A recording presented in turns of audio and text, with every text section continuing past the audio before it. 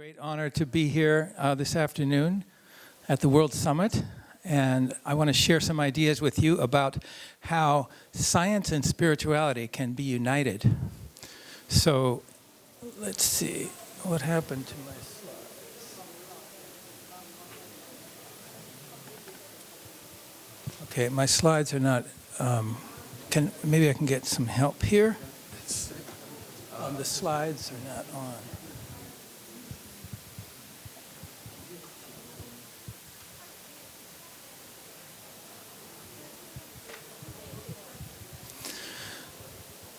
So in 1990, I heard a talk from the Dalai Lama, and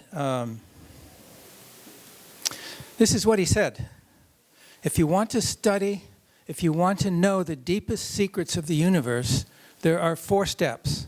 First, study or explore the outer visible universe. Second, explore the inner realms, the invisible universe. Third, explore the relationship between the two. And then from these 3, you can come to know the deepest secrets of the universe. So maybe I'll just say that this first one is essentially the realm of science. This is the realm of religion and spirituality. And then this is the whole relationship between science and spirituality, if you will. So going to religion for a moment. I'm having trouble with my, okay, here we go. This is a comparative course in comparative religion in 30 seconds. That across the religions, the basic assertion is that there is a supreme other, which goes by different names, which is far greater than ourselves. And the practice is that we take refuge in this great other, regardless of what we call it, God, Allah, Dharma, Dharmakaya. It goes by different names, but this is the process that's universal, even in the theistic as well as the non-theistic traditions. We take refuge in this other. Now, what is God? So here are some cutesy little acronyms for you. I encourage you to just go with this presentation with whatever understanding of God that you have. And if you're a Buddhist, you know, the grand omnipotent Dharmakaya for non-theistic, because we need a label for that realm. And if you are a committed atheist, and you believe that it's all caused by random chance, then this GOD can refer to the generalized operating dice that's rolled and creates, you know, the random process. But however you conceive of God, okay. What the religions proclaim across the religions is that ultimately we are one with this other. This is our ultimate identity. So for example, in the Upanishads, we have the 4 Mahavakyas. This is one of them, Aham Brahmasmi, I am Brahman. These are the assertions of the great mystics of the Hindu tradition. Then we find, of course, the same thing in Christianity. And Jesus not only says, I and the Father are one, in John's Gospel, he also says, in dialogue with God, everything I have is yours. Everything you have is mine. Very important, because Meister Eckhart later explains that, and Meister Eckhart says, I basically experience all of God's divinity, all of God's beauty, all of God's infinity in the depths of my own heart. And then in the other traditions, Al-Hallaj, who proclaimed An al-Haq, I am the supreme reality, for which he got the same treatment Jesus did. He was executed in Baghdad. And, of course, in the Psalms, be still and know that I am God. So there is this identity with God across the traditions. The innermost essence of the human being is none other than the transcendent essence of God. So this also extends, as I said, to non-theistic traditions. Here's an example from Jesus, who says, whoever sees me has seen the Father. We have the Buddha saying essentially the same thing. Whoever sees the Dharma sees me. Whoever sees me sees the Dharma. Now, how are we to understand these universals? And in particular, how can the finite human being become one with the infinite? And this is where science, I think, can shed some light. And this is the proclamation, as you understand, with Jesus, with Al-Hallaj, that declaring this publicly was very dangerous over history. It tended to get you executed for blasphemy.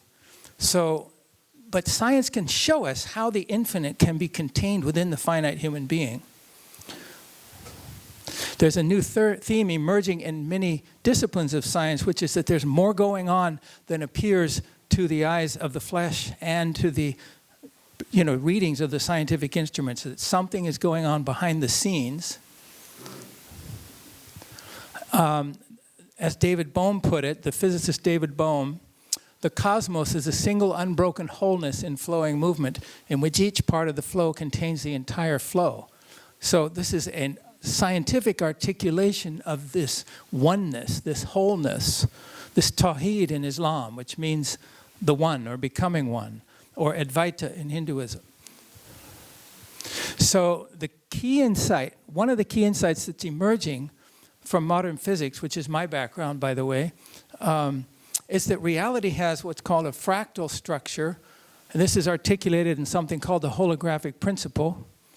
And the simplest example of this is called the Mandelbrot set. Now here's the equation for it. Don't worry if you don't understand any mathematics. All you need is just an eye for beauty, and you'll be able to follow this. But if you take this little equation right here and you plot the graph, you remember like when you were taking high school algebra and you plot the graph of y equals x squared and you get this beautiful parabola. This is the same idea. It's a nonlinear iterative equation in the complex plane, and when you plot it out, this is the graph you get. And this is called the Mandelbrot set, and it's just a mathematical object, but let me show you something very interesting about this. If we zoom in here at the top, and we get this, and we just keep zooming in, so right now we're probably about 100 times magnified right at the tip, and we'll just zoom in right there at the center, and we get this, and then that oblong in the center there, and we get this, and then that little cross that you can see there in the center, we get this. Now we're at about 1 million times magnified. We're just zooming in. We're just having a look at what is this mathematical graph. You see that star in the center. If we zoom in on that, we get this. And if you see that little black dot in the center, we zoom in, and voila. We find the original figure recreated. So this is 136 million times smaller than the original. And so what we find is that the entire intricacy and complexity of the original is contained in this miniature replica, hundreds of millions of times smaller. Now, this is called self-similar structures in science and physics, or scale invariance. And these kinds of patterns we see throughout nature. I would suggest this is a modern scientific discovery of the ancient principle of correspondence from the Hermetic corpus and tradition, as above, so below, as within, so without. The microcosm replicates the macrocosm. So here's some examples from nature. You can see this same pattern where here's a fern, and one leaf of the fern looks like a miniature fern, has the exact same structure. Similarly with broccoli, I have to stand back here because this computer's not receiving the signals from this thing. I'm blocking it. So this is a Romanesque broccoli. And notice how beautiful it is. And one of these nodules is basically a miniature replica of the whole thing. And each one of these tiny little nodules is also a replica. So you have this self-similar structures at every scale. Similarly, tree branches. If you take this branch right here and you cut it off and look at it by itself, this becomes like the trunk, and these are the branches. And so you have this self-similar structure throughout nature. Here's another example. Lightning has a fractal structure. This is the human eye. There's the pupil, the iris, and these are the blood vessels in the human eye. The whole circulation system has a fractal structure, as does the trachea and the lungs. And here's an example of a brain cell and the universe. A scale here is a few microns. A scale here is billions of light years. and there's a close structural similarity. So this idea of as above, so below, we find throughout nature. Now what I want to suggest is that consciousness also has the same property. As Rumi says, do not think the drop alone becomes the ocean too becomes the drop. This is really important to understand about spiritual consciousness and the deepest truth of who we are. We are not just a drop from the infinite ocean. We are the infinite ocean contained in a single drop. This is the key insight. And so the infinity of divinity is contained within the finite human being. Now here's a graph that hopefully, what just happened? Okay, now you're going to watch this process. This is this fractal. It's going to go fast, so this is taking a zoom. Again, what we're looking at is just the mathematical structure. And as we zoom into this thing, what happens is we are going to see that these miniature replicas are going to appear, as we've already seen. And as you watch this, just consider that this, what you're seeing here, is not created by the computer or the software. It's simply plotting a graph. It's contained in the essence of mathematics and numbers. And that these beautiful intricacy in all of this is simply revealing the nature of this mathematical process. And so what you're seeing here is something that existed from the moment of the Big Bang. We didn't actually observe them mathematically until about 30 years ago, when computers became powerful enough to show what's there. But look at this incredible beauty. And as you'll see in a moment, this little fractal is going to emerge. There it is. You see it going up there? So, and then it just keeps going like this. And this movie goes on and on and on. And each one of those little fractals that you saw, each one of them has all of that same infinite structure and complexity contained within it that you're seeing here. And so if consciousness were structured with this principle, then it would explain how the mystics could claim that I have experienced the fullness of infinity of divinity within myself. So here's the mathematical process. We have the mathematical infinite, we have this equation, and we get this mathematical object we just saw.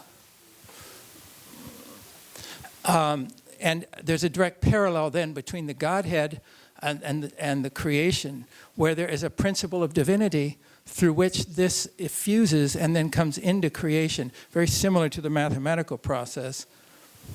And what this gives rise to is an understanding of the superstructure of religions ontologically, where we have essentially the absolute Godhead, which goes by all these different names in the different traditions, and then on the plane of divinity we have these different structures of light, really, structures of divine light, whether it's the Hindu Trinity, the Christian Trinity, whatever it is, and then down on the plane of creation, each one of these, this kind of infinite, is refracted into a different kind of ray of light that becomes a particular religion. And each of the religions in that way are valid pathways up into realizing the divine plane and then up into realizing the absolute Godhead.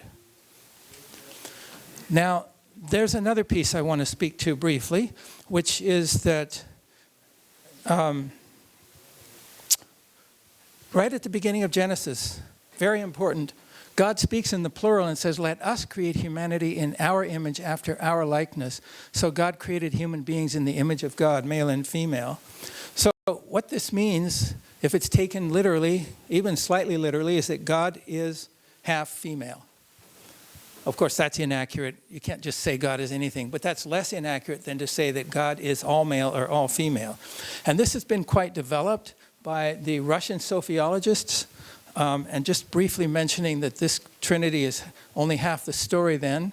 And if we turn this around, so we have Father, Holy Spirit, and Son in this way. That's the traditional Trinity. And then what the Sophiologists are adding to this is God as Mother, the Holy Soul or the Shekinah, and then Sophia. Sophia then is basically the daughter of the Divine Mother. And Sophia incarnates as Mary, and we had Christ incarnating as Jesus. So when we put these together, we get this kind of structure. And this is the Star of David, if you will, and it's sort of the interior essence of the Kabbalistic understanding. So this is another formulation of it. And this is, of course, spoken to in the Hindu tradition, in the Sri Yantra. This is an example in the Hindu tradition also of how the masculine and feminine come together. And this kind of parity and symmetry of masculine and feminine then merges into one being, which is half male and half female. And this also has its structure. I'm going to skip this slide, which is also in a fractal-like structure. So the masculine and feminine energies are polarized and are basically manifest at every level of the universe. And then on each plane of the universe, we have that kind of proceeding in that way. So this gives a sense of the spirituality of how we're basically trying to reclaim the fullness of God by reclaiming the feminine side of God. So I want to show you one more piece here, which is the energy, the essence of God. And then we have across the religions, we have the different proclamations about the darkness becoming the primal darkness that arose from the oceans. And then God said, let there be light. And that separated the light from the darkness. And so then what we have is this became this, where the light came down, and this then created essentially divinity, which we could call spiritual momentum, if you will. And then God said, let there be a firmament that separates the waters from the waters. And then what happened was this then became this. And so here we have the uncreated light creating the heavenly realm, and then we have the created light creating the manifest realm. So this comes from the essence of God, divided in by light twice, creates the manifestation. And so this then gives us a form of Einstein's famous equation, where the manifestation is E over c squared. And then these are the different stages of this process. So I need to close now, but thank you very much for your time, and look forward to the questions. Thank you.